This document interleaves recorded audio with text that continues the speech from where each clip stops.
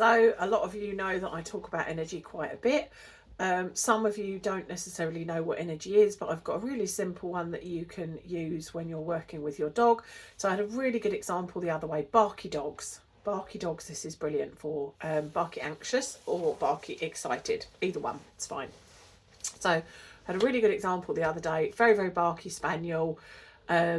Obviously, as an owner of a Barky dog, it is really difficult. You definitely hear your dog more than other people hear your dog, and it can get quite stressful and frustrating. And what happens when you've got a Barky dog and then you're feeling stressful and frustrated, the energy that adds to the conversation is stressy energy. So whether your dog is excited or actually stressed, it still adds more of that high energy to your dog. And then your dog will actually get worse, which makes you more stressed, which makes them more stressed and more excited.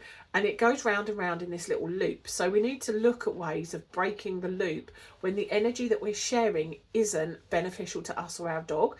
And one of the ways that you can do that is by focusing on yourself. So Barky dog the other day, brilliant example. We were in the session, it was doing a lot of barking. We stopped for a minute, it was just barking all on its own. I said to the owner, right, let's focus on you and putting you in a nice place. And we went through a variety of choices that are really simple exercises. So one of them that I'll mention here would be, say, mindfulness.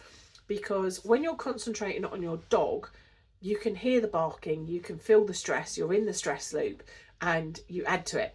When you can take yourself out of that equation and only worry about yourself and your own energy, you will change your energy to something more positive, and then your dog can feed into that, and it makes a huge difference.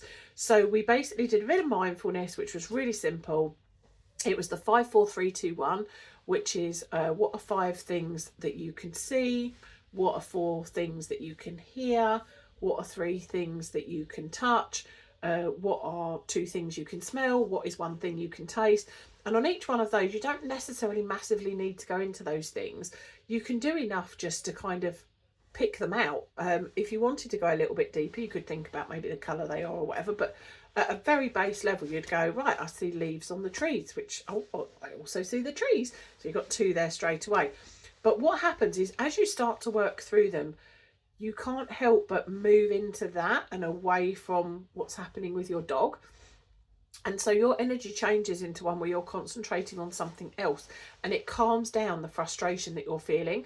And what happens, and what happened in this session again, is immediately the dog started to come down. And you could actually feel it. If you understand the feeling of energy changing, you could feel it. And this client's lovely and she's very tuned in. I don't think she knew it before she started working with me, but she is. And I said, can you feel that? And she said, yeah, I can feel that drop in energy happening. And as that drop happened, her dog was just quiet. And then we were able to reward it. We marked it, we rewarded it. And there was a fantastic lesson in there and a brilliant example. So if you've got a dog that is barky anxious or barky overwhelmed, try that on your next session or your next walk or whatever. Stop for a minute, do your 5, 4, 3, 2, 1 and see what a difference it makes to your dog's energy once you start shifting yours. If you get a chance, again, let me know how you get on in the comments. I'd love to hear how people are doing. And that includes any problems you might have with anything that I'm suggesting, so I can maybe help you a little bit more. But yeah, let me know how you get on in the comments.